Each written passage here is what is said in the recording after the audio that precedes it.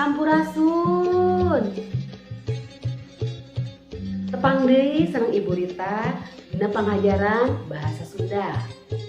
Ayeuna Ibu Rita bade ngajarkeun ngeunaan aksara Sunda.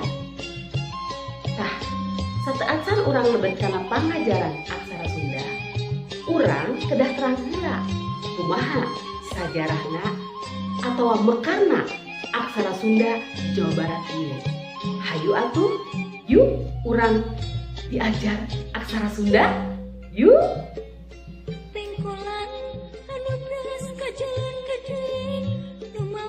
Dumasar kana cutatan sajarah, aksara Sunda tos dianggo ti mimiti abad ka-14. Salah sahiji buktosna aya dina Prasasti Kawali, nyaeta Prasasti Astana Gede. Aksara Sunda oge dianggo dina Prasasti Kabantenan di abad ka-15. Teu aya cutatan pasti iraha aksara Sunda lahir. Anu jelas mah sateuacan abad ka-14. Naskah-naskah Sunda kuno anu ngagunakeun aksara jeung basa Sunda kuno umumna mangrupa eusi ajaran agama sarta ditulisna ku para wiku di Mandala Kabuyutan. Naon ari wiku teh? Wiku nyaeta patapa dina masa pra-Islam. Ari Mandala atau Kabuyutan nyaeta tempat patapaan anu umumna di gunung-gunung. Saparantos urang Sunda nganut atawa ngagem agama Islam, mimiti aksara Arab pegon digunakeun dina tulisan. Saterasna wilayah Priangan dikuasaan ku Mataram. Tah harita dikenalkeun atawa diwanohkeun oge aksara Jawa anu leuwih kasohor dina istilah hana caraka atawa cacarakan anu ditulisna dina abad ka-18. Sedengkeun aksara Latin mimiti oge digunakeun saatos kadatangan bangsa Walanda ka Batavia. Sababaraha abad aksara Sunda teuleum. Nya dina taun 1880-an aksara Sunda mimiti diwanohkeun atawa dikenalkeun deui. Tah, aksara Sunda nu ayeuna mah mangrupakeun hasil modifikasi para ahli filologi dumasar kana naskah-naskah nu ngagunakeun aksara Sunda kuno. Salanjutna disusun aksara Sunda Lulugu atau oge disebut aksara Sunda Baku dumasar kana Perda Jawa Barat nomor genep tahun 1880 genep. Tah kitu geuning sajarah mekarna aksara Sunda teh. Hayu atuh urang teraskeun deui.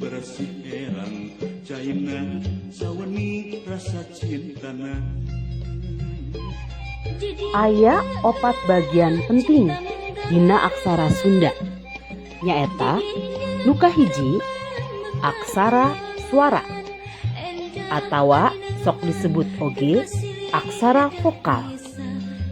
Nu kadua aksara ngalagena nyaeta sok disebut oge aksara konsonan.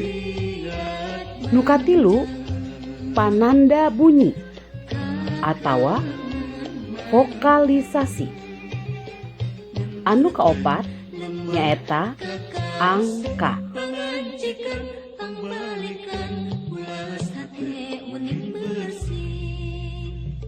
Aksara suara atawa oge aksara vokal. Aksara suara dina basa Sunda aya 7 nyaeta A, I, U, E, O, E, E.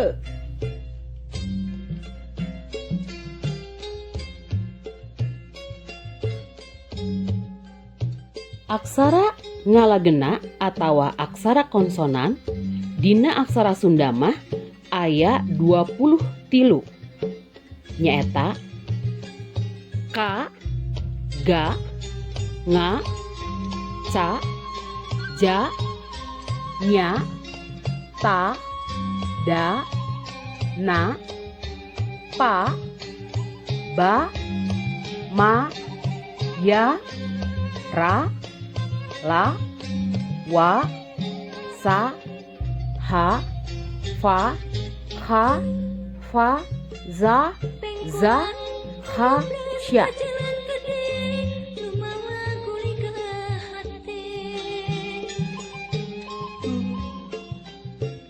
Pananda bunyi atau vokalisasi. Pananda bunyi atau vokalisasi dina aksara Sunda aya 3 bagian. Nu kahiji, vokalisasi atau pananda bunyi anu ditulis di luhureun huruf. Panghulu, ngarobah huruf konsonan dasar A jadi I. Pamepet, ngarobah huruf konsonan dasar A jadi E. Paneuleuh, ngarobah huruf konsonan dasar A jadi E. Panglayar, nambahkeun konsonan R dina akhir aksara dasar. Panyecek, nambahkeun konsonan eng dina akhir aksara dasar.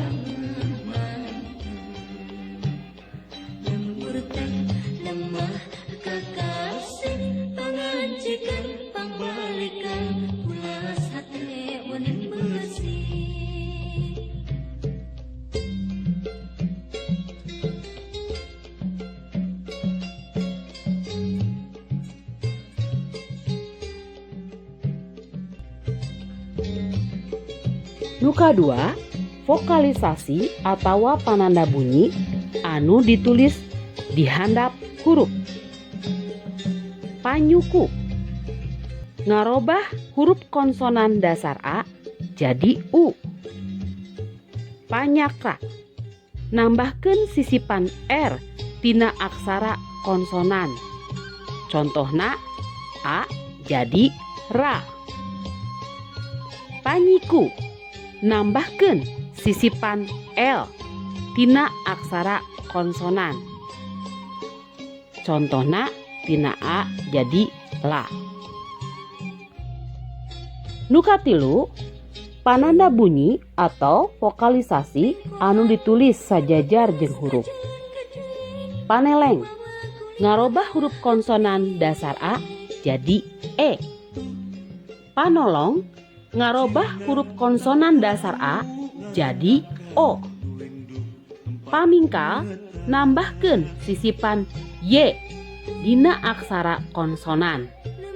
Contohna lamun KA ditambahan pamingkal jadi Kia. Jadi aya tambahan antara konsonan K ditambah Y di tengah-tengah, di akhirna huruf vokal A. Pangwisat, nambahkeun konsonan H dina akhir aksara dasar. Contohna vokal A jadi Ah. Pamae, ngaleungitkeun sora vokal dasar A dina aksara konsonan.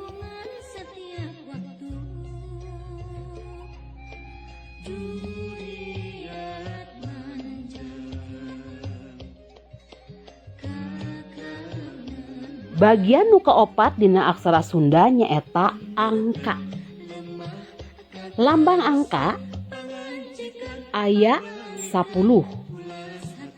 Nyaeta angka 1, 2, 3, 4, 5, 6, 7, 8, salapan 0.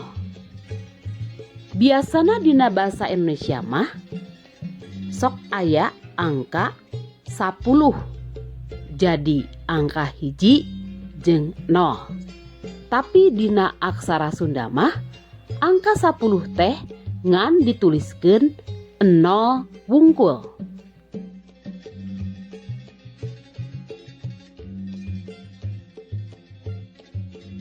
Tah ayeuna hayu urang latihan soal.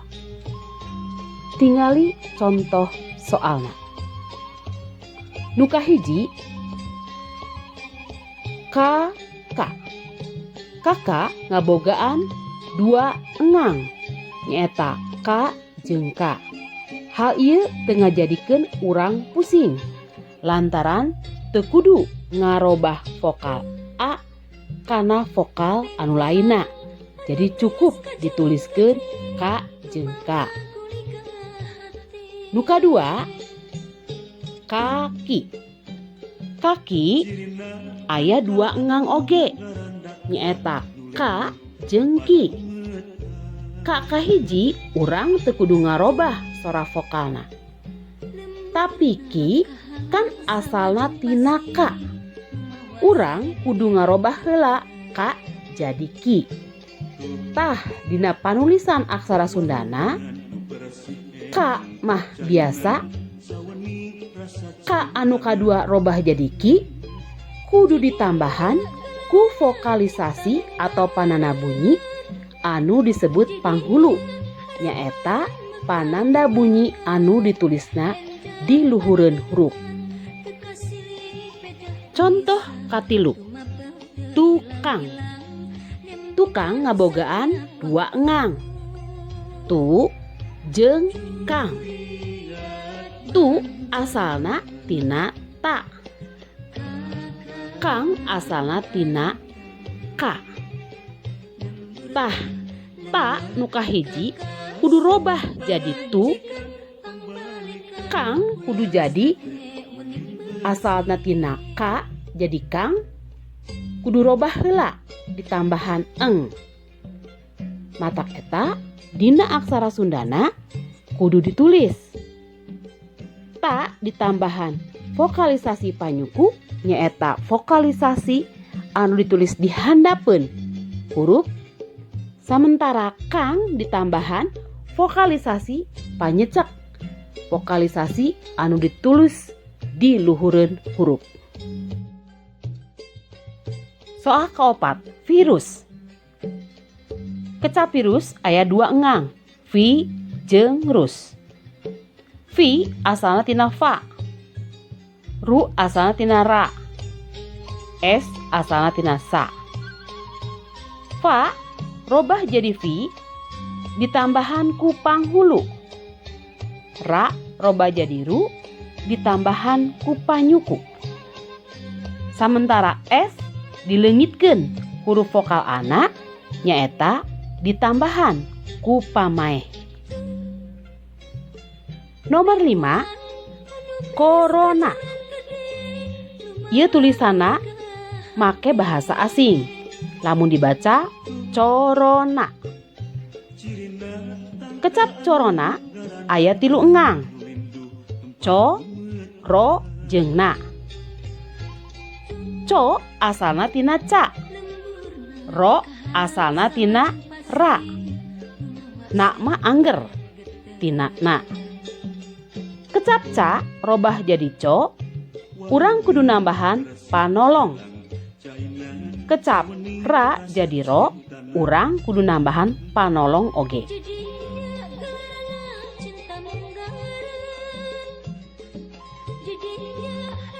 Soal nomor genep prakarya. Kecap prakarya aya 3 engang pra, kar, jeung ya.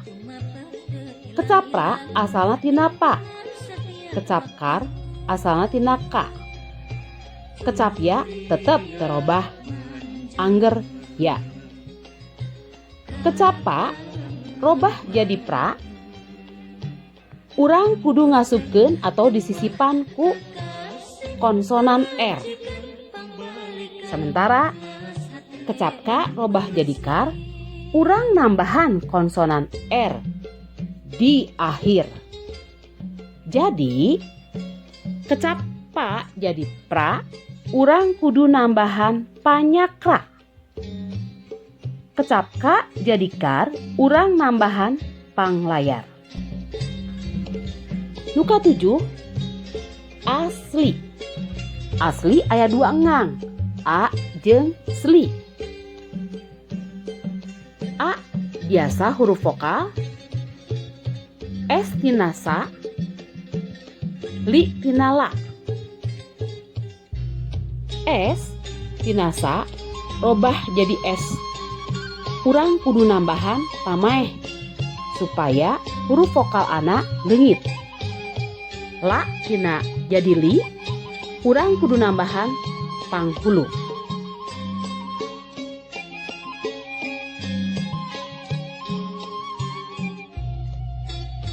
Ayeuna urang lajengkeun kana contoh panulisan angka. Tong hilap dina panulisan angka mah aya anu disebat garis mutlak. Garis mutlak tujuanna nyaeta kanggo ngabedakeun antara panulisan angka sareng konsonan oge angka suara. Contohna di dinya 82 garis mutlak, angka 8, angka 2 ditutup ku garis mutlak. 40 garis mutlak, angka 4, angka 0 ditutup deui ku garis mutlak. Contoh dina kalimah 34 poe. Garis mutlak, angka 3, angka 4 ditutup ku garis mutlak deui.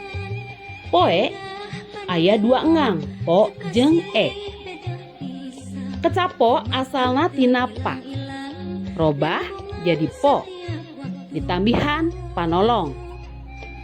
E tina aksara suara.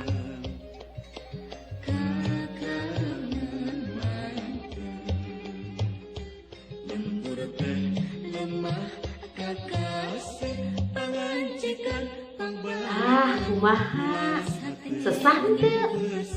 Henteu kan? Urang biasa diajar aksara Sunda kalawan waktos anu singkat. Asalkeun urang kersa latihan, boh dina nyeratna, boh dina macana. Sering-sering latihan, urang biasa ningkatkeun kamampu urang dina diajar aksara Sunda. Entong hoream, entong males, hidup pasti biasa sadayana ngagunakeun nganggo nyerat ku aksara Sunda. Gitunya, upami hidup atos ngantos tos kacangkem kumaha bentuk aksarana, jamin hidup pasti resep pisan diajar bahasa Sunda. Tapi nyata tadi tos disebatkeun latihan, latihan, latihan. Tong hilap oge ku hidup dibuka dina buku pangajaran 8 di kaca 117 dugikeun ka kaca 130 buku Gapura Dwi Bahasa. Didinya eces pisan diterangkeun kumaha cara nulisna, kumaha cara macana, kumaha cara-cara nambahkeun rarangken jeung sajabana. Tong hilap dibuka bukunanya. Tah sakitu wae pangajaran di Ibu Rita. Oke, urang tiasa tepang deui tina pangajaran bahasa Sunda anu sanesna. Sarehat sadayana nya. Hayu atuh, mangga.